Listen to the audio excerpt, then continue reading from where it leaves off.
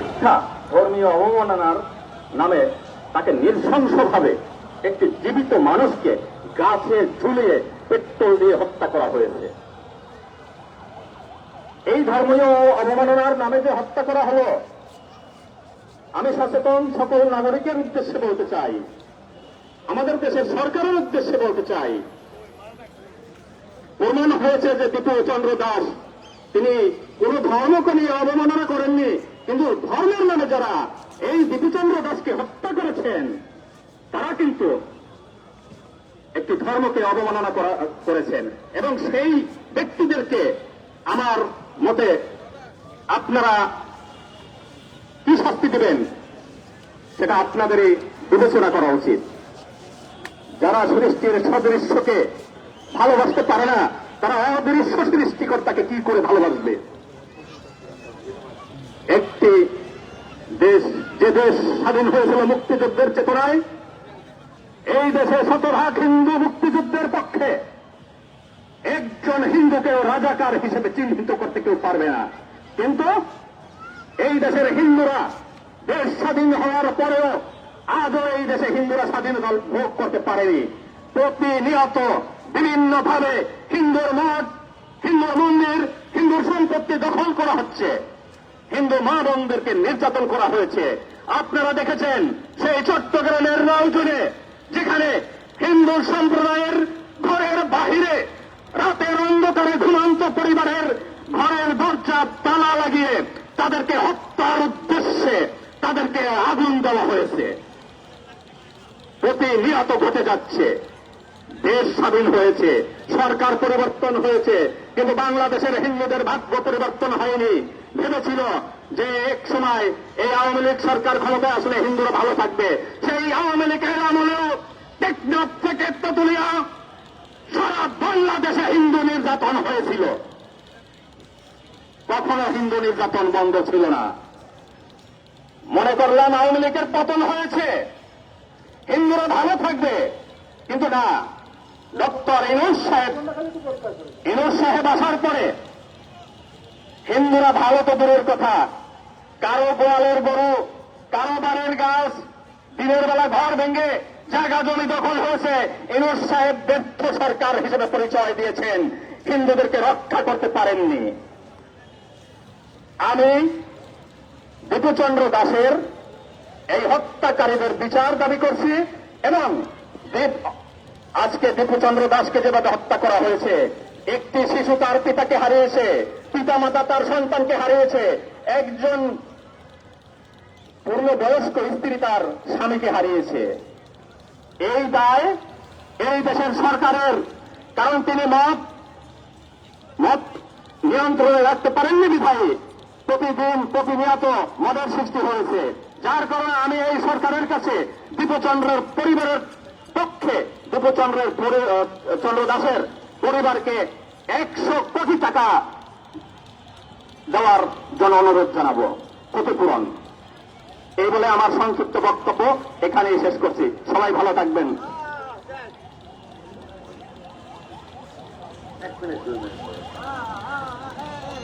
এই পর্যায়ে খুব সংক্ষেপে আমরা মশাল মিছিলে বের হব।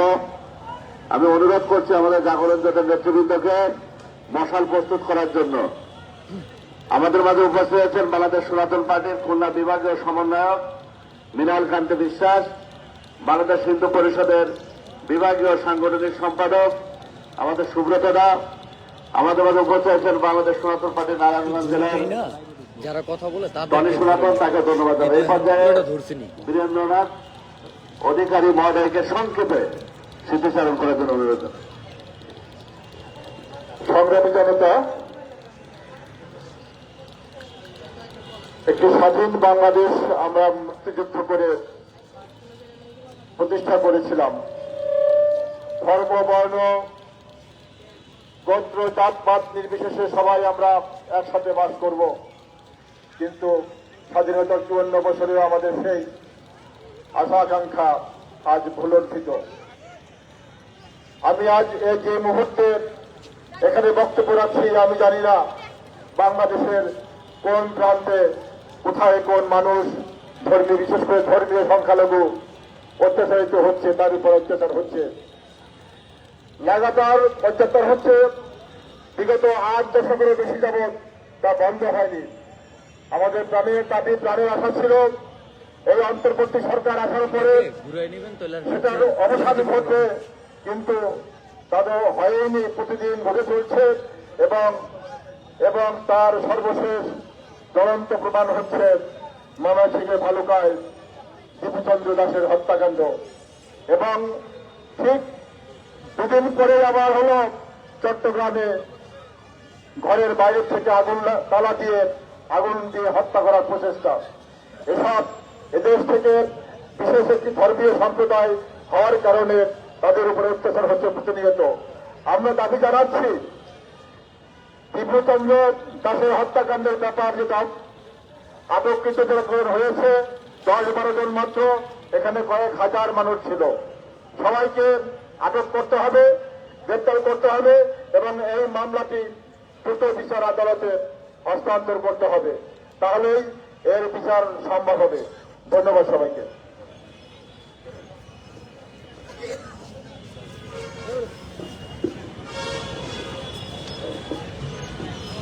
এই পর্যায়ে সংক্ষিপ্ত বক্তব্য রাখার জন্য অনুরোধ জানাচ্ছি আমাদের সংখ্যালঘু জোটের অন্যতম নেতা প্রসেনজিৎ হালদার।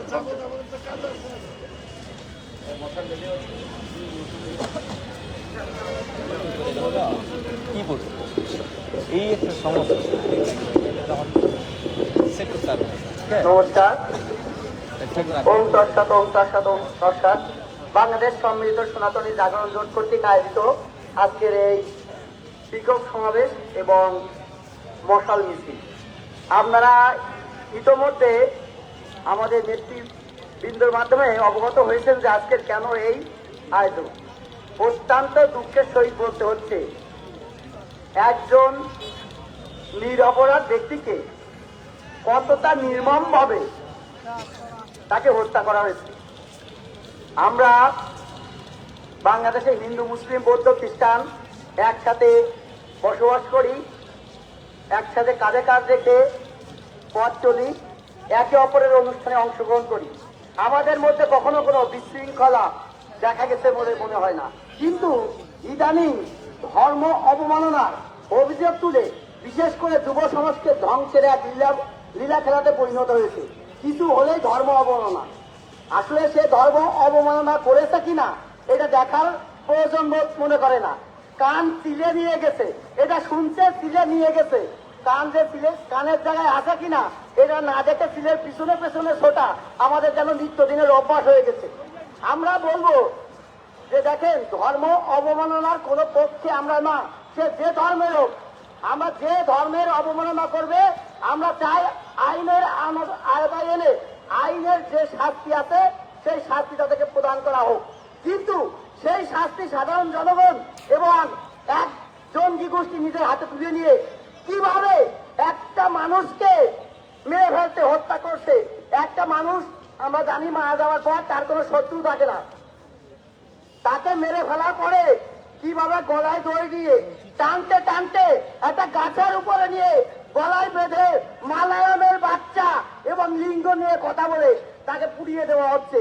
এবং তার মৃতদেহটি যখন দড়ি ছিঁড়ে পড়ে গেছে তারপরেও তাকে তার মাথায় লাঠি দিয়ে আক্রমণ করা হচ্ছে। এটা কোন সমাজে আমরা বসবাস করছি? আমরা কি আদৌ বাংলাদেশে বসবাস করছি? আমার তো মনে হয় না যে আমরা বাংলাদেশে বসবাস করছি। আমরা সনাতনীরা সর্বদাই শান্তিপ্রিয়, আমরা সব সময় শান্তির পক্ষে আছি এবং থাকবো এবং আইনের প্রতি সর্বদাই শ্রদ্ধাশীল। কিন্তু এই ধর্ম অবমাননার আর কত নাটক আমাদের দেখতে হবে? আমরা অনতি বিলম্বে অন্তর্বর্তীকালীন সরকারের প্রধান উপদেষ্টা সহ অন্যান্য উপদেষ্টা মন্ডলী সহ আইন প্রশাসনের অনুরোধ জানাবো যেন যারা অপরাধী, প্রকৃত অপরাধী যেন কেউ ছাড় না পায়। আমরা যেন নিরীহ মানুষকে একজনের শাস্তির আওতায় না দেখি। আমরা ভিডিওতে স্পষ্টভাবে দেখতে পাচ্ছি কারা কারা তাদের আক্রমণ করেছে। আমরা তাদেরকে আগে চিহ্নিত করে তাদের শাস্তির আওতায় আনি, তাহলে আসল দোষীদের আমরা শাস্তি প্রয়োগ করতে পারবো বলে মনে করি। সেই সাথে সাথে জানি দীপু চন্দ্র দাস একটি কারখানায় জব করত। তিনি আমরা যখন তার বাড়িতে যাই, আমাদের বাংলাদেশ সম্মিলিত সনাতনী জাগরণের পক্ষ থেকে এমন হিন্দু মুসলিম বৌদ্ধ খ্রিস্টান সবাই তাকে ভালো বলছে এমন ছেলের পক্ষে কখনো সম্ভব নয় ধর্ম অবমাননা। এবং র্যাবের সহ অন্যান্য আইন প্রশাসন দেখছেন যে কি বিবৃতি দিয়েছে, তারা এখনো পর্যন্ত বলতে পারে নাই যে সে ধর্ম অবমাননা করেছে। তাহলে কেন একজন যুবককে মিথ্যা ধর্ম অবমাননার নামে এভাবে মৃত্যুর মুখে ধাবিত করা হলো? শুধু মৃত্যু তো নয়, এটাকে কি মৃত্যু বলতে পারি আমরা? একটা মানুষকে উলঙ্গ করে, আমি তো বলতে পারি যে আমাদের সনাতনীদের উলঙ্গ করে ফেলেছে, যাদের লজ্জা নেই সনাতনীদের। যদি এখনো তারা প্রতিবাদ না করে, তারা সনাতনী হিসেবে আমাদের কাম্য নয়। আমাদের সবাইকে কাপড় খুঁজে ফেলেছে। তা আমি বলবো তাদের যেন আইনের আওতায় কঠোর থেকে কঠোর শাস্তি প্রদান করা হয়, যেন আর কেউ এই ধর্ম অবমাননার সুযোগ না পায়। পরিশেষে আমার সামনে উপস্থিত সাংবাদিকবৃন্দ, যারা আমাদের আস্থা এবং যাদের মাধ্যমে আমাদের এই সংবাদ সকল বিশ্বে ধাবিত হয়, এবং আমাদের সকল প্রশাসনের নেতৃবৃন্দ যারা উপস্থিত আছেন, তাদেরকে কৃতজ্ঞতা জ্ঞাপন করছি। এই বলে আমার সংক্ষিপ্ত বক্তব্য এখানে শেষ করছি। নমস্কার সকলকে। এই পর্যায়ে খুব সংক্ষেপে আমাদের নারী নেত্রী ইতিমা মণ্ডল খুব সংক্ষেপে বক্তব্য রাখার জন্য অনুরোধ করছি। আমাদের মশাল মিছিল হবে, মশাল রেডি হচ্ছে, মশাল রেডি হওয়ার সাথে সাথে আমরা বের হয়ে যাব।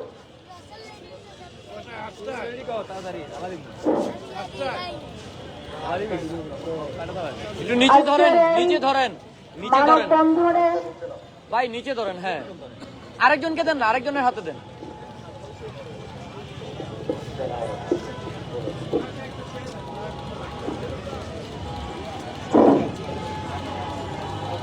আমরা এখানে সবাই একত্রিত হয়েছি আমাদের ভাই টিপু হত্যার বিচার চাইতে, এবং আমাদের যে সনাতনীদের উপরে যে নির্যাতন, অন্যায়, অত্যাচার, লুটপাট চলছে, বিগত যখনই যে সরকার আসছে তখনই সেই সরকারের আমলে বারবার হিন্দুদের উপর নির্যাতন হয়।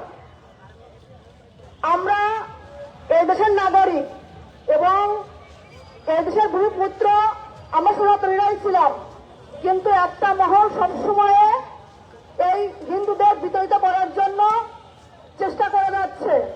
তো আমি এখানে আসছি আজকে আমার দীপু ভাই হত্যার বিচার চাইতে। 90 দিনের ভিতরে যেন সরকার যারা যারা আমার এই ভাইকে হত্যা করেছে তাদের ফাঁসির কাজটা দাঁড় করায়, এটাই সরকারের কাছে দাবি। ধন্যবাদ সবাইকে।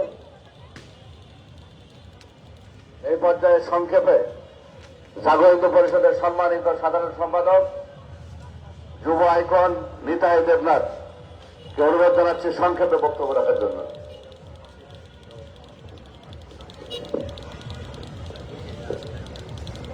বর্তমান সময়ে আমি বলবো বাংলাদেশ একটি ভয়ঙ্কর শক্তিশালী একটি শব্দের নাম হচ্ছে ধর্ম অবমাননা, যেটি হিন্দুদের জন্য অত্যন্ত দুর্ভাগ্যজনক, এবং আমি বলবো এই বাংলাদেশে যেটি একদম বোমার চেয়েও শক্তিশালী। এই ধর্ম অবমাননার কথা বলে সারা দেশে যে নির্মমতা, যে নিষ্ঠুরতা শুরু হয়েছে, যার ভাষা সত্যি হতে এই মুহূর্তে বলার মতো শব্দ আমার নেই। আপনারা জানেন কিনা আমি জানি না, গতকাল সারা রাতে পুরান চাঁদপুরে ভয়ঙ্কর তাণ্ডব চলেছে। সেখানে একটি শব্দ ধর্ম অবমাননা। অসংখ্য হিন্দু দোকানপাট ভাঙচুর হয়েছে গতকাল রাতে, একটি শব্দ ধর্ম অবমাননা। আসলে কি ধর্ম অবমাননা হচ্ছে নাকি নোংরামি? আমি জাতির কাছে এই প্রশ্নটি রাখতে চাই। এই ভয়ঙ্কর শব্দটি তিলে তিলে এই দেশে হিন্দুদেরকে ধ্বংস করে দিচ্ছে, ত্রাস শেষ করে দিচ্ছে এই দেশে হিন্দুদেরকে। কারণ আমরা স্বচক্ষে গিয়েছি সেই দীপুর বাড়িতে, আমরা দেখেছি, কথা বলেছি। আমি এবং সুমনদা প্রত্যেকটি মুসলমান পরিবারের সাথে কথা বলেছি। ওই এলাকার বাজারটা পুরো তারাকান্দা বাজারে আমরা প্রত্যেকটি দোকানদারের সাথে কথা বলেছি। প্রতিটি মানুষ আমাদেরকে জানিয়েছে দীপুর মতো ছেলে কখনো এই ভয়ঙ্কর কাজ করতে পারে না। এটা দীপুকে দিয়ে সম্ভব নয়। তার মানে কি আমরা ধরে নিতে পারি কর্মক্ষেত্রে একটি সহিংসতা এবং একটি নরকীয় চক্রের নাম হচ্ছে ধর্ম অবমাননা, যেটা করেছে দীপুর উপরে নির্মম নিষ্ঠুর ভাবে দীপুকে হত্যা করেছে ওই দুষ্কৃতিকারীরা। রাষ্ট্র যদি শক্তিশালী না হয় তাহলে এই ধর্মবর্ণ আজকে প্রত্যেকের নামে ঘটতে থাকবে। আজকে দীপুর নামে হয়েছে, কালকে আমার নামে হবে, পরের দিন আপনার নামে হবে। আমাদের এখনই সময় রুখে দাঁড়ানোর এই ধর্মবর্ণ শব্দের বিরুদ্ধে, যেটি ভয়ঙ্কর দেশ, আমি বলবো সন্ত্রাসী শব্দ, আমি বলবো আতঙ্কবাদী শব্দ, আমি বলবো পৃথিবীর সবচেয়ে নিঃশংস শব্দ এই ধর্ম বর্ণনা। এটির বিরুদ্ধে আমাদের রুখে দেওয়াতে হবে। কখনো কেউ কোনোদিন ধর্ম বর্ণনা করতে পারে না, কারণ ধর্ম এতটাই শক্তিশালী। আমি বিশ্বাস করি পৃথিবীর প্রতিটি ধর্ম শক্তিশালী। কোনোদিন কেউ চাইলে একটি ধর্মকে ছোট করতে পারে না। এই শক্তি পৃথিবীর কারণেই, কারণ স্বয়ং সৃষ্টিকর্তা ধর্ম সৃষ্টি করেছেন। এই নোংরামি থেকে পৃথিবীকে বের করে আনতে হবে, বাংলাদেশের নৃশংসতাকে বের করে আনতে হবে, জঙ্গি গোষ্ঠীকে থামিয়ে দিতে হবে। যদি সেটি না থামানো হয় সেক্ষেত্রে আরো ভয়াবহ হবে, আরো বিস্ফোরণ হবে এবং ধীরে ধীরে গ্রাস করে দিবে এই সোনার বাংলাদেশকে, যেটি একটি আদর্শ বাংলাদেশ। সেটি স্বাধীন হয়েছে, সারা বাংলাদেশ আমরা স্বাধীনতা করেছি একটি সত্যিকারের একটি আমি বলবো অপর রাজনীতির হাত থেকে। সেটি ধীরে ধীরে গ্রাস হয়ে যাবে। তাই আমাদের এই ধর্ম বর্ণনার বিরুদ্ধে রুখে দাঁড়াতে হবে। যারা মিথ্যা কথা বলে নৃশংসভাবে শ্বাস করে দেয় দীপুর মতো একটি জাতির গর্বিত সন্তানকে। আমরা দেখেছি দীপুকে একটি মুসলিম, আমার আইডি দেশের রেকর্ডিং আমি প্রচার করেছি, মহিলাটি বারবার বলেছে দীপু কতটা ভালো ছেলে, সে হিন্দু মুসলিম বিচার করতো না, এই এলাকার প্রতিটি সন্তানকে সে বিনা পয়সায় পড়াইতো। সে যখন বাড়িতে আসতো সবাইকে সে বিনা পয়সায় পড়াইতো, কারণ সে বুঝতো যে মানুষ সবার আগে মানুষ সত্য। তাহলে দীপু সেই কাজ ঠিক করেনি। আমরা শুনেছি রাষ্ট্র সেই কথা বলেছে, র্যাব একই কথা বলেছে, তারা গান্ধীর প্রশাসন আমাদের সাথে একই কথা বলেছে, এসপি সাহেব একই কথা বলেছে এবং বালুকা থানার এডিশনাল এসপি এবং পুলিশ একই কথা বলেছে ওসি সাহেব। তার মানে কি দাঁড়ালো? এটা একটি নৃশংস হত্যাকাণ্ড। রাষ্ট্রকে আমরা বলবো দ্রুত এটির বিচার করুন, প্রকাশ্যে বিচার করুন। ওই নারকীয় ব্যক্তিদেরকে প্রকাশ্যে ফাঁসির আওতায় নিয়ে আসুন, প্রয়োজনে তাদেরকে প্রকাশ্যে নির্মমভাবে হত্যা করুন। দেখবেন রাষ্ট্র থেকে এই নৃশংসতা হারিয়ে যাবে। আমরা বিচার চাই, এই হত্যাকারী বিচার চাই। সেই সাথে যেই ইন্ডাস্ট্রিতে দীপু চাকরি করতেন পাইরা নিট কম্পোজিট, সেই কম্পোজিটের মালিকের কাছ থেকে আমরা ক্ষতিপূরণ চাই। আমরা চাই দীপুর পরিবার বাঁচার শক্তি পাবে। সকলে ভালো থাকবেন, নমস্কার।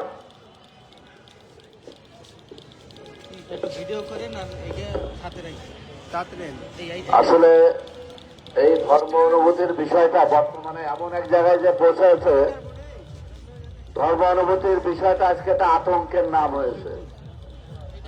আমরা এখন মন খুলে কোন মুসলিম ভাই বন্ধুদের সাথে কথা বলতে পারি না। আমি একজন আইনজীবী, আমার আইনজীবী বন্ধুদের মুসলিমদের দেখে আমার আতঙ্ক লাগে।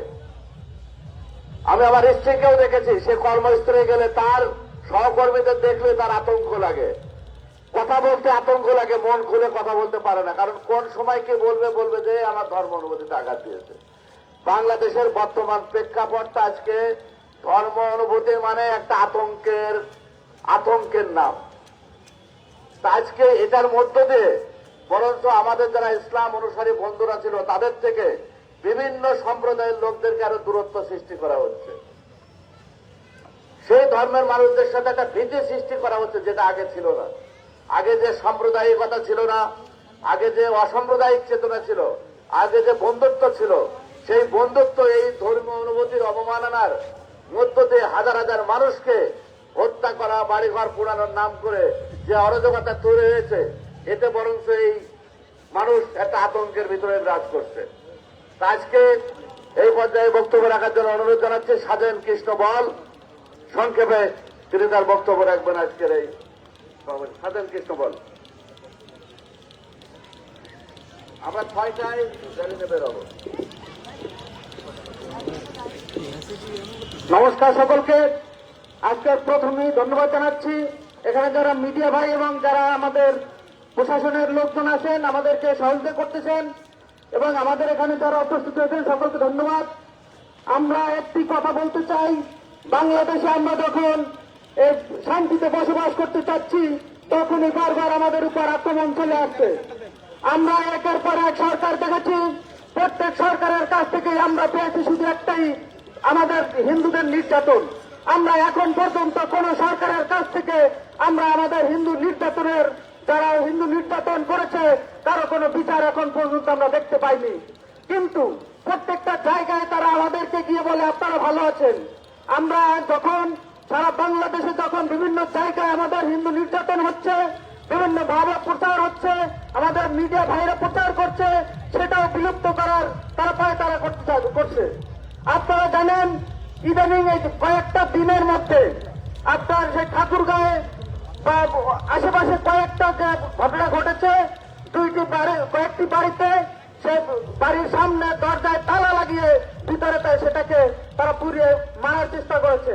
হয়তো ভালো তারা যে কোনো ভাবে ওখান থেকে বেরিয়ে আসার চেষ্টা করে তারা বেরিয়ে এসেছে। আপনারা জানেন বাংলাদেশে যে নৃশংস যে একটি হত্যা ঘটনা হয়েছে, যেটা পৃথিবীতে বিরল। এই হত্যা ঘটনার এখন পর্যন্ত আমরা যাদেরকে দেখতে পাচ্ছি বিভিন্ন মিডিয়ায় বিভিন্ন ভিডিওতে, তাদেরকে আমরা এখন পর্যন্ত দেখি নাই যে সেই লোকজনকে সুস্পষ্ট ভাবে তাদেরকে এনে তাদের কোনোভাবে তাদের বিচার হচ্ছে। কয়েকজনকে তারা যখন আটকিয়েছে বা তারা যখন ধরেছে, সেই কয়েকজন আবার তাদেরকে বিভিন্ন ভাবে বাঁচানোর চেষ্টা করছে। আমরা দেখি যে বিভিন্ন ভাবে তাদেরকে বিভিন্ন জায়গা থেকে বিভিন্ন লোকজনদের দিয়ে এই লোকজনকে বাঁচানোর চেষ্টা করছে। অথচ বাংলাদেশে হিন্দু নির্যাতনের এই শীর্ষ যে ঘটনাটি হয়েছে, যেটা পৃথিবীতে বিরল, যেটা বাংলাদেশের প্রত্যেকটা জায়গার এই বাংলাদেশের সকল বিষয়কে এই বাংলাদেশের একটি মান সম্মানকে ক্ষুণ্ণ করছে পৃথিবীর বুকে, যেটা আজকের বিশ্বের বুকে বাংলাদেশকে হেয় করার জন্য এই একটি ঘটনাই যথেষ্ট। আমরা বলতে চাচ্ছি বাংলাদেশের এই বর্তমান যে সরকার ক্ষমতায় আছেন, সেই সরকার একজন ব্যর্থ সরকার। এখন যে বর্তমানে যে স্বরাষ্ট্র মন্ত্রণালয়ে আছেন, বিভিন্ন জায়গায় গিয়ে সে বিভিন্ন ভাবে যে কথা বলে যাচ্ছেন, আমরা একটা কথারও তার কথায় কাছে মিল পাচ্ছি না। এবং প্রত্যেকটা জায়গায় কোন হিন্দু এবং কোন মানুষকে সে এখন পর্যন্ত নিরাপত্তা দিতে পারেনি। এখন আমরা যখন এইখানে দাঁড়িয়ে আছি, হয়তো কিছুক্ষণ পর আমাদের উপরেও বিভিন্নভাবে আমাদের অত্যাচার আসতে পারে। আমরা যদি সেই অত্যাচারের হুমকি শুনেও কোথাও যদি থানায় জানানোর পরেও সেটার আমরা কোনো সুরা পাই নাই, তাহলে এই স্বরাষ্ট্রমন্ত্রী থাকার কি দরকার? আমরা বলতে চাই বাংলাদেশে একটা হিন্দু নির্যাতন হয়েছে, প্রত্যেকটা হিন্দু নির্যাতনের বিচার হবে। যদি হিন্দুদেরকে হিন্দু নির্যাতন হচ্ছে, এই বিচার যদি করতে না পারে, তাহলে এই বর্তমান সরকার তাদের নিজ আসন থেকে পদত্যাগ করুক, স্বরাষ্ট্র উপদেষ্টা যে আছে সেও পদত্যাগ করুক। এই বলে আমার বক্তব্য এখানে শেষ করছি। নমস্কার সকলকে।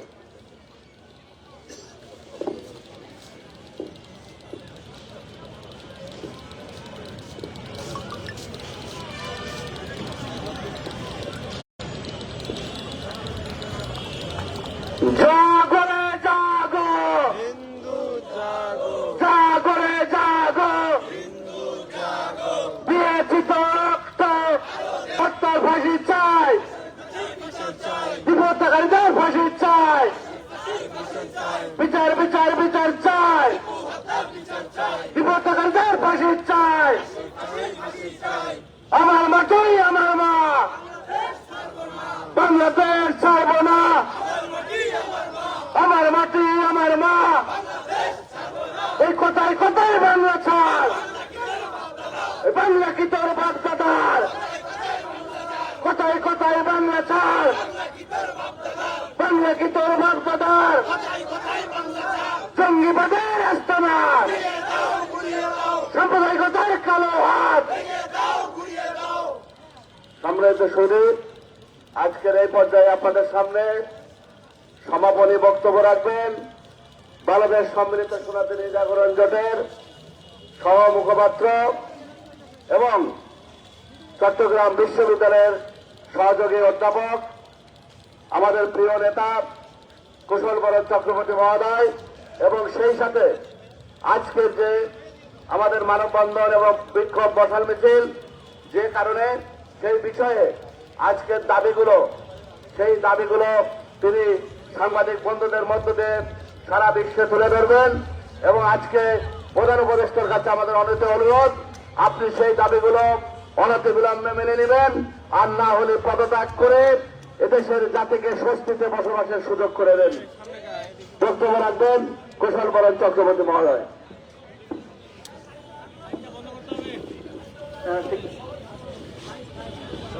আমার সাথে আমি দেখতে অসুবিধা হচ্ছে। এই দাদা গেছে নি বসে বসে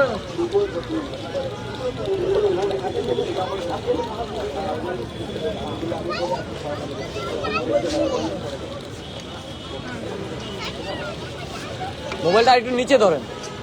হ্যাঁ,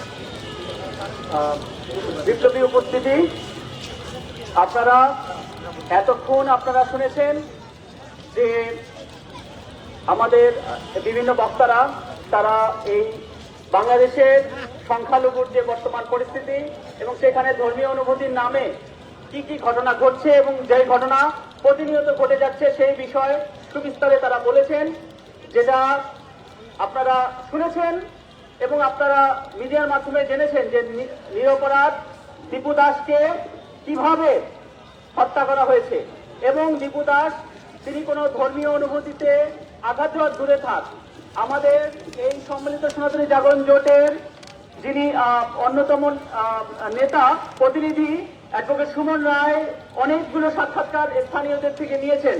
আপনারা সেই ভিডিওগুলোর মধ্যে দেখতে পাবেন তারা স্পষ্টভাবে এলাকাবাসীরা বলছেন যে তার সাথে প্রতিবেশীদের কি সম্পর্ক ছিল। তার মানে তাকে যারা ফাঁসিয়েছে শুধু ফাঁসিয়েছে এবং মিথ্যাচার করা হয়েছে।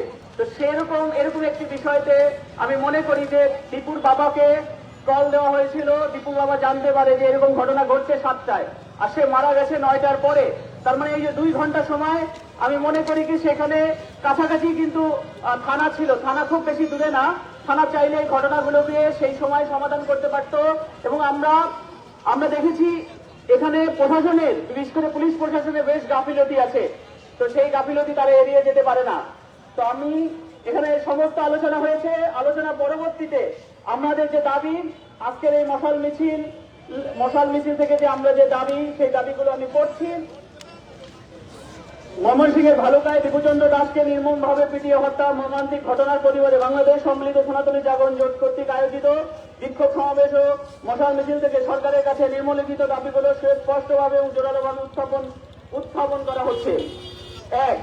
দ্রুত ও নিরপেক্ষ তদন্ত। দীপুচন্দ্র দাস হত্যাকাণ্ডের তদন্তে কোন রাজনৈতিক বা প্রভাবশালী মহলের হস্তক্ষেপ যেন না থাকে, সে লক্ষ্যে স্বাধীন ও নিরপেক্ষ জুডিশিয়াল তদন্ত কমিটি গঠন করতে হবে। দোষীদের বিরুদ্ধে দ্রুত বিচার ট্রাইব্যুনাল গঠন করে 90 দিনের মধ্যে বিচার কাজ শেষ করে হত্যাকারীদের সর্বোচ্চ দৃষ্টান্তমূলক শাস্তি নিশ্চিত করতে হবে। 2. দোষীদের গ্রেপ্তার ও দৃষ্টান্তমূলক শাস্তি। ক. ঘটনার সঙ্গে জড়িত সকল অভিযুক্তকে অবিলম্বে গ্রেপ্তার করতে হবে। খ.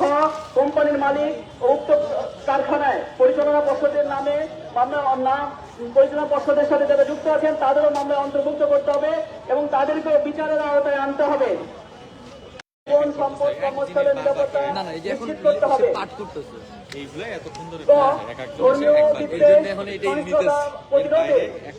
কার্যকর ব্যবস্থা নিতে হবে। এই হিংস্রতা প্রতিরোধে আমাদের সবাইকে ব্যবস্থা নিতে হবে।